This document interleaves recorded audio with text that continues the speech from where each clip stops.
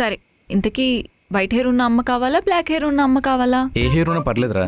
White hair ఉందనుకో, దానికి నేను కలర్ వేస్తాను, అది నాకు కలర్ వేస్తాను.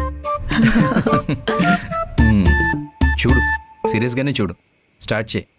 ఈ 6 monthsలో నేను నీకు సంబంధాలు చూస్తాను, నువ్వు నాకు సంబంధాలు చూడు. అవసరమైతే పెళ్లి చూపులకు కూడా వెళ్తాను. అసలు మంచి ఫుడ్ తిని ఎంత కలమైందో తెలుసా? మీ అమ్మ అంత బాగుండేది. డాడీ, చెప్పడం మర్చిపోయాను. ఆనంద్ మొన్న ఆఫ్టర్నూన్ వచ్చాడు డాడీ. ఓకే. లంచ్ తీసుకొచ్చాడు. ఏం తీసుకొచ్చాడో తెలుసా? ఏం తీసుకొచ్చాడు? ముద్దపప్పు, ఆవకాయ. చూసా, నన్ను మర్చిపోయావు. నేను లేకుండానే ముద్దపప్పు ఆవకాయ తినేసావు.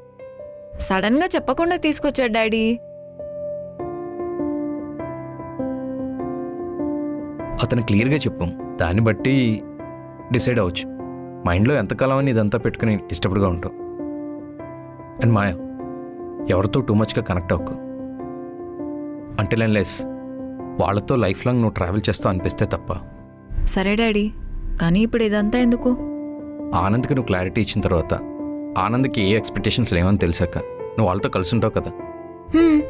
అప్పుడు నువ్వు ఆనంద్తోనూ వాళ్ళ అమ్మతోనూ టైం స్పెండ్ చేసినప్పుడు వాళ్ళకు నువ్వు బాగా క్లోజ్ అవుతావు. అప్పుడు నువ్వు వాళ్ళకి బాగా క్లోజ్ అయ్యి తర్వాత ఏదైనా ప్రాబ్లం వచ్చి ఎమోషనల్గా నువ్వు డిస్టర్బ్ అయ్యావు అనుకో, చేసిన మిస్టేక్కి మళ్ళీ చేయకూడదు కదా. It's just a reminder.